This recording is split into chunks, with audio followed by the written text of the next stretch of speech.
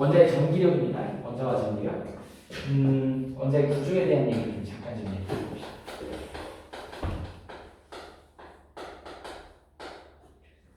원자의 구조 정도는 알지? 뭘로 구성되어 있냐? 한번 세부적으로 들어가 볼까? 우리 이제 물리니까. 그러니까 우리가 아는 것까지 한번 들어보자. 업코크랑요. 일단 원자부터 들어가 보자. 원자는 뭘로 구성되어 있지? 핵하고 전자로 구성되어 있다. 핵은 뭘로 구성되어 있어? 양성자와 중성자. 중성자. 이제 이 양성자를 프로톤이라고 얘기를 해. 저게 UUD. 얘를 갖다가 뉴트론이라고 얘기한다. 저거 UDD. 자, 양성자는 우리 이제 앞으로 수소 원자 핵이라고도 얘기할 거야. 양성자와 수소 원자 핵은 같은 얘기고. 이제 더 깊이 들어가면 양성자는 뭘로 이루어져 있어? UUD로 이루어져 있고, 얘는 UUD로 이루어져 있고. 이게 소립자다. 그래서 이제 소립자가 요걸로 구성되어 있다 보니까 얘네들이 이제 핵 전하량이, 그러니까 이제 이걸 알려면 사실은 우리가 이제 맨 처음에 빅뱅 초기에 기본 입자를 좀 알아보면 좋아요.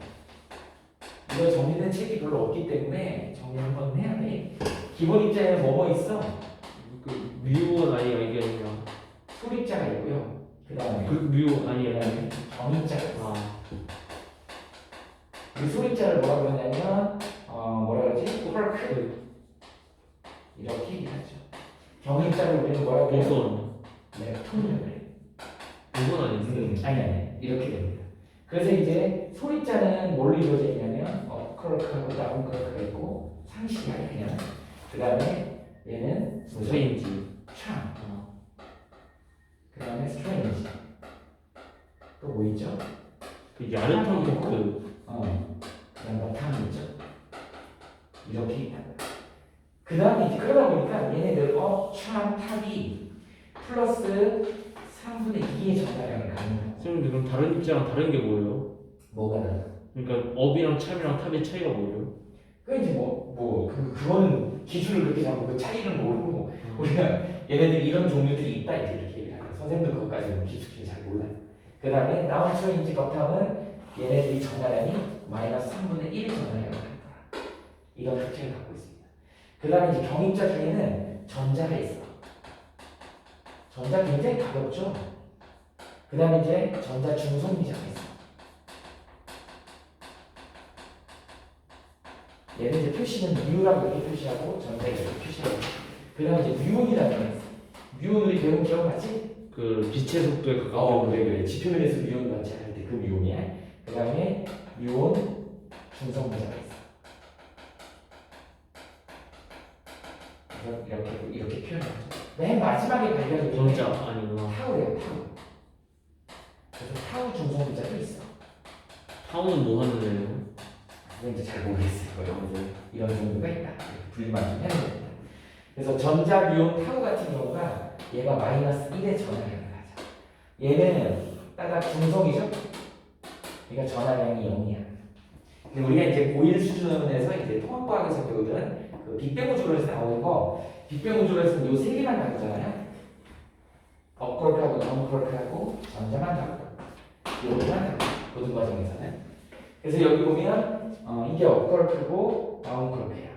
그래서 얘네들이 전하량이 어떻게 된다? 플러스 상대값이야. 3분의 2에 3분의 2에 마이너스 3분의 2지. 그래서 이 전하량이 플러스 1가인 거야. 선생님 근데 전화를 왜 이렇게 복잡하게 정했어요? 이렇게 돼 있어요. 그 다음에 여기는 플러스 3분의 2, 마이너스 3분의 2, 마이너스 3분의 2까지 전하량이 0인 거야. 그 다음에 얘는 전하량이 어떻게 돼? 마이너스 1분 이렇게 돼. 그래서 양성자 숫자하고 전자 숫자가 중성 원자인 경우에는 같잖아. 그래서 이거 갖고 우리가 이제 중성 원자다 이렇게 표현하는 거야. 중성자는 전하량에 영향을 줘 안 줘? 안 준다. 이렇게 되겠지. 그 다음에 상대적인 질량 자체를 엄청 가벼울 것인데 우리는 얘를 갖다가 1.0으로 기준 잡는다 하면 중성자가 조금 무겁다. 그거에 비해서 전자는 얼마냐면 1876분의 1배 정도 된다. 이걸 1로 잡았을 때 그거에 상대적으로 1876분의 1배니까 너무 가벼워서 어떻게 한다? 무시하자. 이렇게 된 거예요. 그래서 우리가 이제 뭐를 표시하냐면 원자의 질량을 표시를 한다. 원자의 질량은 전자의 질량을 빼도 되는 거니까 핵의 질량이라고 해도 틀리지 않더라. 그래서 보통 우리가 이제 원자를 표시할 때 원소 비율을 이렇게 표시하고 여기다가 쓸 때 탄소를 기준으로 12.0 이런 식으로 쓴다 그러면 이렇게 소수점 뒤에까지 쓰는 거 이게 이제 질량의 개념으로 쓰는 거야. 그런데 우리가 앞으로 이제 뭐를 쓸 거냐면 이 앞에 있는 정수 파트 있죠? 이걸 우리는 질량수라고 얘기하는 거야. 그래서 앞에 있는 정수 파트를 우리는 질량수라고 한다. 그러다 보니까 핵의 질량을 나타내는 질량수는 핵을 구성하는 핵자 중에 양성자하고 중성자 숫자를 합한 것을 우리는 질량수라고 얘기한다. 그래서 이렇게 공식처럼 쓸 수 있는 것이에요.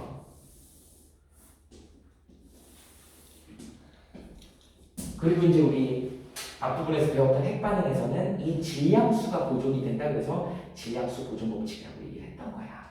이렇게 구성이 됩니다. 그러다 보니까 원자의 질량은 핵의 질량이라고 해도 된다. 그 핵을 구성하고 있는 핵자가 양성자고 중성자이기 때문에 양성자, 중성자 더한 거를 우리는 질량수라고 하자 이렇게 된 거죠. 그러다 보니까 여기서 이제 무슨 원소들이 존재한다? 동위 원소들이 존재하죠. 동위 원소 아닌 거 한번 읊어봐. 이런 애들 있죠? 그 우라늄 이상을 이런 애들 있죠? 우리 앞부분에 썼던 뭐 있어요? 우라늄 92에 235짜리가 있고 우라늄 92에 238짜리가 있다. 그래서 238짜리가 훨씬 안정적이고 우리 방사성 동위원소는 얘가 방사성 동위원소지.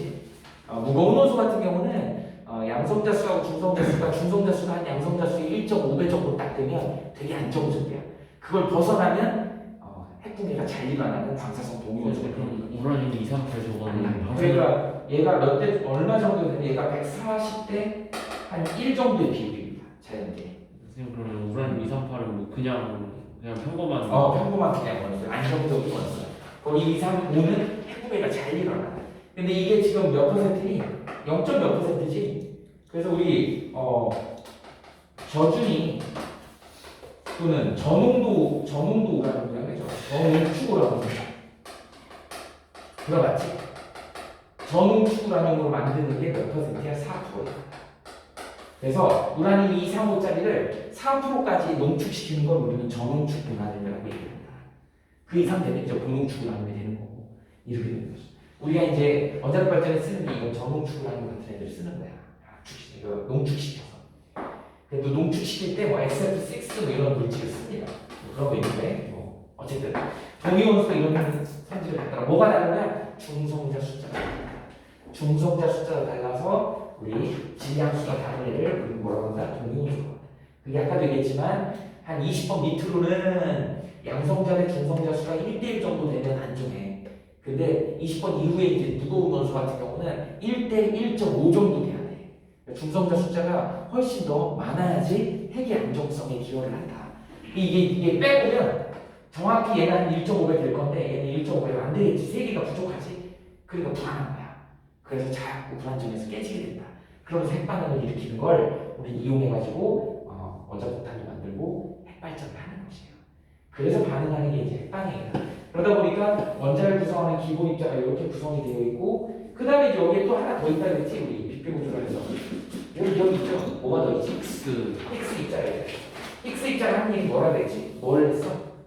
얘네들한테 그렇죠. 질량을 부여하고 그 지스스로는 어떻게 된다? 쌍소멸해버리는 거야. 기수로 소멸해버렸어. 그러다 보니까 얘네들이 질량을 부여하다 보니까 얘네들이 뭐를 갖게 된 거야? 중력을 갖게 된 거야. 선생님 그럼 그거는 뭐 중력자는 중력의 매개 입자를 우리는 중력자 이름만 지은 거야. 아직 발견 못했습니다. 매개 입자가 있는 건 맞아요? 있는 거 있잖아. 여기 지금 매개 입자 뭐 있어요? 얘는 글루온하고 그다음에 양성자, 중성자 사이에는 파이온이라고 하는 매개 입자가 있다. 그래서 글루온하고 파이온이 매개 입자인 애를 우리는 그 힘을 우리는 뭐라 그래? 강한 핵력이라고 얘기를 하는 거야.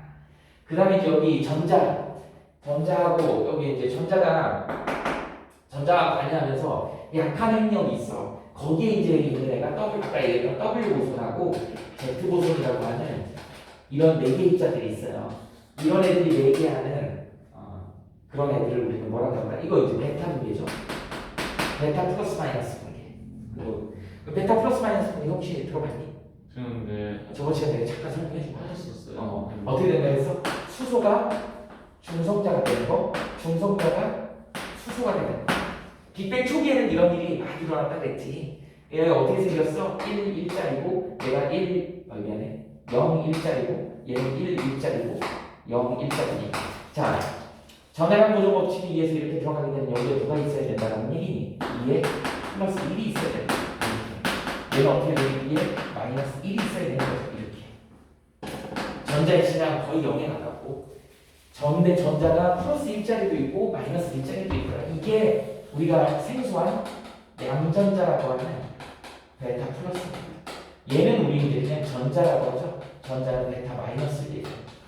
우리가 일반적으로 베타선이다라고 얘기하는 전자선은 마이너스 성격을 띠고 있다. 이게 왜 그러냐면 무거운 중량을 가진 질량을 가진 애에서 이게 가볍다고 그랬죠. 1. 얼마고 얘가 1.0 기준에 했을 때 얘가 무겁잖아. 그만큼 에너지가 나온다고. 우리는 이걸 질량 결손 에너지라고 얘기해요. 근데 이건 가벼운 데서 무거운 걸로 가기 때문에 이건 쉽게는 안 일어난다고. 빅뱅 초기에는 잘 일어난다고. 그래서 빅뱅 초기에 누가 있다? 양전자가 있었다. 근데 지금은 이게 있다. 그래서 우리한테는 양전자가 생소하고 전자가 많이 알고 있는 거예요. 이것들은. 이 사이에 얘네들과 두 개를 얘기하는 걸 우리는 W 보선, Z 보선이라고 얘기하는 거야.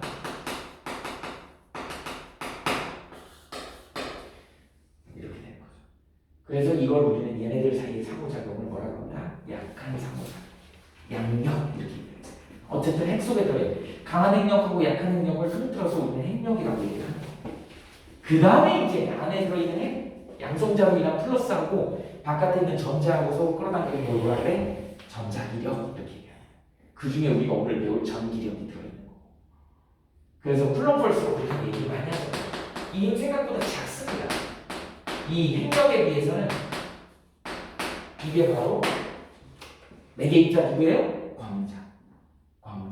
그러니까 웬만한 매개 입자들은 다 밝혀졌는데 중력만 지금 제일 많이 쓰면서도 중력자라는 이름만 지어놓고 밝혀지지 않았다. 선생님 그런데요. 물체 질량은 뭐랄까 물체가 질량이 없으면 중력의 영향을 받지 않잖아요. 질량이 다 있다는 거니까. 그러니까 모든 물질. 그래서 그러면 그냥 저 힉스입자를 그러니까 질량을 부여함으로써 중력을 매개한다고 보는 거 맞잖아요. 근데 존재하지 않으니까. 입자 자체가 존재해야지. 힉스입자는 존재하잖아요. 아니니까. 그냥 있다가 사라졌다니까. 자기 역할을 하고 사라졌다. 검출했다는 건 뭐예요, 그러면? 이제 그거 똑같은 조건을 만들어가지고 했더니 있더라는 거지. 있다 사라지다는 거지. 지금 없어. 근데 존재해야 된다고.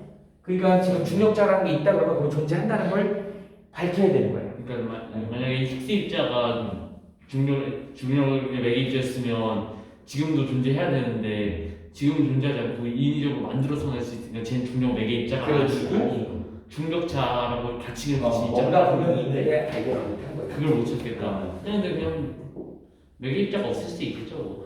자, 그래서 이제 이 원자의 구조를 하는 것 중에 첫 번째 이제 누가 나오냐면 러더버드 원자가 이제 분리해서 나오죠.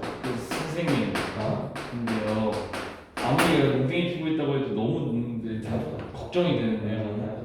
선생님 이런 좀 걱정이 없었는데요. 러더버드 원자에서는 이제 무슨 실험을 했지? 그 알파 입자. 알파 입자 상단 실험이라고 하죠. 이 알파 입자의 정체가 뭔지 알아? 헬륨 원자에. 그렇지. 헬륨 2의 4짜리에 2 플러스 이렇게 되는 거죠. 이거 뭐라고 다시 표현하면 헬륨 원자 핵이라는 표현을 쓰죠.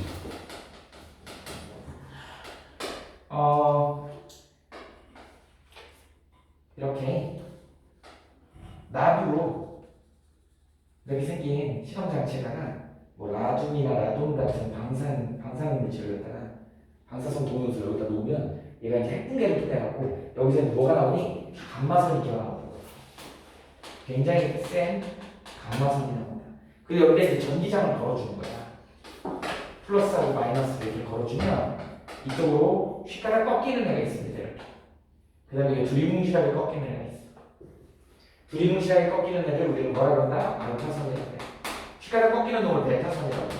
둘 다 방사선 아니에요 그냥? 다 방사선이야. 알파, 베타, 감마를 전부 다 방사선이라고 얘기해. 감마선이 제일 에너지선이 센 선이야. 그 다음에 이제 알파선은 헬륨, 이가, 양이온선일 거야. 그러다 보니까 플러스를 띄다 보니까 전기장을 걸어주면 마이너스 쪽으로 이렇게 휘는 거야. 그 다음에 베타선은 뭐예요? 이거 전자선이지. 전자는 마이너스니까 플러스 쪽으로 이렇게 휘더라. 근데 전자가 상대적으로 알파선보다 굉장히 가벼우니까 이게 휘가 다 꺾이는 거야. 같은 힘이 작용했을 때 예를 들어 무거우니까 묵직하니까 어떻게 된다? 두리뭉실하게 이렇게 간다. 여기서 나온 이 알파선을 갖다가 골라가지고 이제 금박에다가 알파선 산란 실험을 하는 거예요. 금을 얇게 피면 거의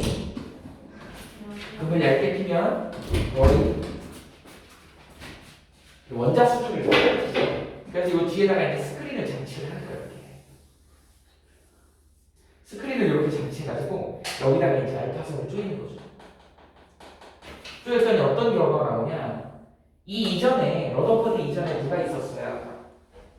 톰슨의 원자가 있었어. 톰슨의 원자는 어떻게 생겼다 그랬니?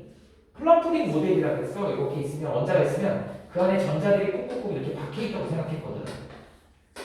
그럼 이제 러더퍼드가 무슨 생각을 했냐면 플러스 성격을 띠고 있는 알파선을 갖다 쪼이면 얘 전자가 있으니까 가다가 조금이라도 휠 거라고 생각을 한 거야. 그런데 실험을 해봤더니 절대 아니더라는 거죠. 그냥 거의 99% 거의 대부분 다 직진으로 통과해버리더라는 거죠. 이런 실험 결과를 얻은 거야. 첫 번째 실험 결과가 거의 대부분 통과해. 그것도 그냥 통과가 아니고 직진으로 통과하더라는 거죠.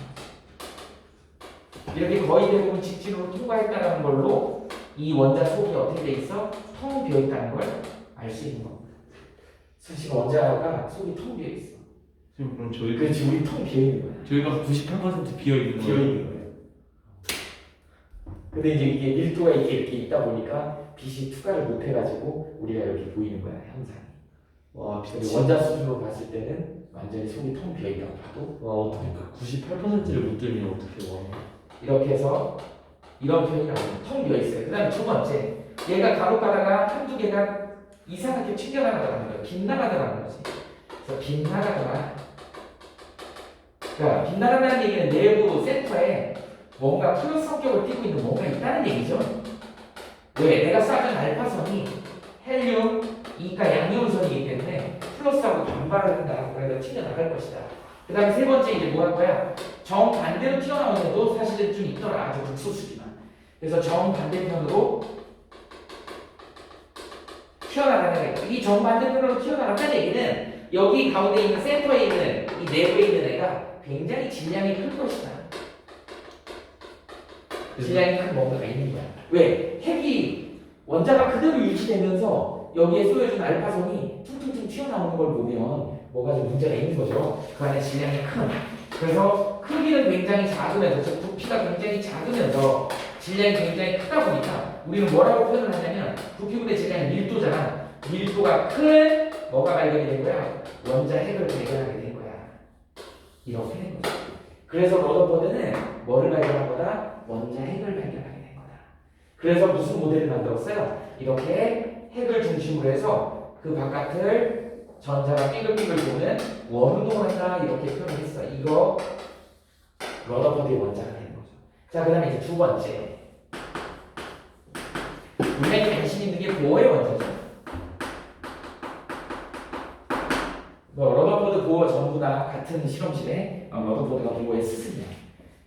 또 러더버드는 또 저기 톰슨한테 배웠어요. 그리고 다 노벨상 지네들끼리 다 받아먹었어. 그러니까 러더포드가 톰슨이 잡고 보어가 러더포드를 잡았으니까 보어는 편히 써야 되거든요. 이거 뭐 잡았다는 표현보다는 이제 차기 지도 교수가 이제 돌아가셨겠지, 내지는 이제 은퇴했을 때 자기만의 또 뭔가 영유 방향성이 있어야 되니까 그 지도 교수 했던 걸 토대로 해가지고 또 하다 보니까 하는 과정에서 지도 교수가 발표했던 게 잘못됐다라는 걸 알는 거지. 선생님 그래서 말씀 점점 발전을 된 거지. 근데 제가 그냥 선생님 말씀대로 하나 둘 셋 제자 스승자 3대가 노벨상을 받아준 거고 글씨만 안 돼요. 근데 보호 제자는 못 받았어요?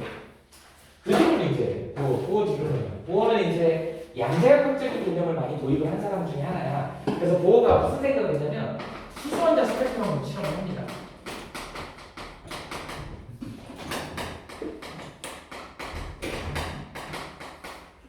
수소원자 스펙트럼 실험을 했더니 수소원자 스펙트럼을 찍어봤어. 그랬더니 어떻게 되더라? 여기에 이렇게 선 스펙트럼이 나오더라는 거야. 빨주노 쪽도 나오고. 500번 실험했더니 결과가 이렇게 선 스펙트럼이 나와요. 이 선 스펙트럼이 나왔다는 얘기의 다른 표현은 우리 앞으로 이제 이런 표현을 쓸 거야. 에너지가 불연속적이다 이런 표현을 쓸 겁니다. 에너지가 불연속적이다의 다른 유식형 표현이 뭐다? 우리 양자역학에서 양자화되어 있다 이렇게 표현하는 거야. 에너지가 양자화됐다. 그러면 에너지가 불연속적이다 이렇게 얘기한 겁니다. 이제 보어 이전에 러더포드는 뭐라 그랬냐면 원운동이라고 했어. 그럼 원운동을 하게 되면 자 방금 얘기했지만 안에 핵이 있고 그 바깥에 전자가 삐글삐글 돌고 얘네 둘이 서로 끌어당기는 힘이 있어야 될 거 아니니? 그 끌어당기는 힘이 전자기력이야. 전기력이야. 그 전기력을 플로폴스로 이렇게 R제곱에 Q원포스로 이렇게 나타낸다고. 안으로 끌어당기니까 얘가 끌어당기는 원운동에서 안으로 끌어당기는 걸 뭐라 그래? 구신력이라고 그러죠. 그러다 보니까 안으로 삐글 돌다 보면 전자가 핵에 붙어버릴 것이다. 근데 원자 중에 이렇게 전자가 핵에 붙어있는 놈들이 없더라는 거야. 그럼 이 이론이 잘못된 거지. 원운동이 아니란 얘기야. 원운동을 하게 하면 안에서 끌어당기는 힘이 있기 때문에 무슨 운동이야? 등속 원운동은 등속력 원운동이잖아요. 가속도가 있는 거잖아. 가속도가 있다는 얘기는 힘이 있다는 얘기거든. 안으로 끌어당기는 구신력이 있다는 얘기야. 그 구신력의 근본이 전기력이거든. 그럼 힘이 있으니까 끌어당기면 계속 안으로 붙어야 돼. 근데 붙어있는 원자들은 없더라는 거야. 그리고 만약에 이런 상황에서 에너지가 밖으로 방출이 돼서 이게 스펙트럼에 찍히면 어떤 결과가 찍혀야 되는 거야? 이렇게 해서 연속 스펙트럼이 나와요. 연속 스펙트럼이 나와요. 연속 스펙트럼. 근데 연속이 안 나오더라는 거지. 이렇게 선 스펙트럼, 부연속이 나오고 이거 이상해. 이거 이상해. 이렇게 생각합니다. 그래서 뭐라고 얘기가 되냐면 특정한 에너지 주기가 있더라. 이렇게 표현을 한 거야. 그래서 우리 뭐 이렇게 해서 이 양자 수도권이나 이런 걸 쓴 거죠. 그 다음에 두 번째 뭐 있어요? 진동 수도권이나 이런 표현을 쓴 거야. 그래서 바깥에 돌고 있는 전자가 입자가 아닌 파동의 형태로 돌고 있더라. 그래서 그게 정상파로 딱 만나야지 된다. 뭐 이제 그런 얘기를 했어요. 그 다음에 진동 수도권은 걔네들의 간격이 등 간격은 아니야. 핵으로부터 가까울 때 좀 멀고 점점 위로 올라가서 좀 촘촘해지지. 그러다 보니까 무한대에서 1로 떨어질 때, 뭐 4에서 1로 떨어질 때, 뭐 4에서 2로 떨어질 때, 4에서 3으로 떨어질 때 간격이 다 다르더라. 그 간격이 뭘로? 진동수로 나타나더라. 그게 이제 어떻게 되는 거야? 불연속적으로 손 스펙트럼이 찍히더라. 이게 보어야. 이게 보어의 모델이에요. 그러다 보니까 보어는 수소원자만 양자역학적으로 풀리기 때문에 수소원자 스펙트럼을 가지고 수소원자의 에너지 준위를 어떻게 표현했냐면 핵을 중심으로 해서 첫 번째 껍데기가 이렇게 있고 두 번째 껍데기가 이렇게 있고 세 번째 껍데기가 이렇게 있고 네 번째 껍데기 위로 올라갈수록 점점 에너지 준위가 높아지면서 점점 간격이 좁아지더라. 이거 우리는 뭐라 그래? 에너지 모형이라고 얘기를 한다. 이렇게 된 겁니다. 그래서 이제 바닥 상태에 있는 전자가 맨 위에 들뜨게 만들어갖고 얘가 이제 1로만 떨어질 때 1로만 떨어질 때 1로만 떨어질 때 이렇게 떨어지는 애들도 있고요. 2로만 떨어질 때 2로만 떨어질 때 이런 애들이 있더라는 것이죠. 그 다음에 3으로만 떨어지는 애들도 이렇게 있더라는 거죠. 그래서 우리는 예를 들어 라이먼 계열, 발머 계열, 패션 계열, 자외선, 가시광선, 적외선 영역 이렇게 얘기해요. 선생님 그래서 왜 저기를 저렇게 하면 저런 원운동 상태가 안 일어나는 건지 이해가 안 되는데. 그냥 그 라인에서만 도는 거야. 아니 내려오지 않는 거야. 원인동을 그 라인에서만 돌면 왜 에너지 그럼 무한동력이잖아요. 그렇게 근데 내려올 수도 있다. 난순적으로 내려올 수 있는데 여기에는 못 내려와. 딱 그 자기 있을 수 있는 곳만 내려올 수 있는 거야. 그 라인이 있는 곳에서. 그게 안 됐을 거야. 물리학에서 원자에 관련된 아무 말이나 하고서는 양자역학의 신비다 이러면 다 해결되는 그런 케이스인가요? 그래서 저기를 뛰어넘는 거가 저 에너지 장벽이지. 저 에너지 장벽을 뛰어넘는 거가 입자성으로 설명이 안 되더라는 거야. 입자성으로 설명하면 저기에 확률이 있어야 되거든. 근데 확률이 없는 곳이잖아. 그래서 저게 파동이라고. 파동으로 설명하는 거야. 그래서 전자가 파동이에요? 그렇지. 전자가 파동으로 하는 거지. 파동은 에너지 장벽을 건너뛸 수 있기 때문에 그게 이제 그 유명한 양자역학에서 유명한 파티클 인 박스라고 하는 모델이야. 3차수 입자 들어봤지? 그럼 뭐 저도 한 1g 정도는 파동이에요? 그렇지. 우리도 파동이야. 진짜요? 우리도 파동이야. 예. 파동은 그게 이제 유명한 드브로이 물질파야. 아 물질. 세상에 있는 모든 물질은요 이런 식의 적용이 된다고.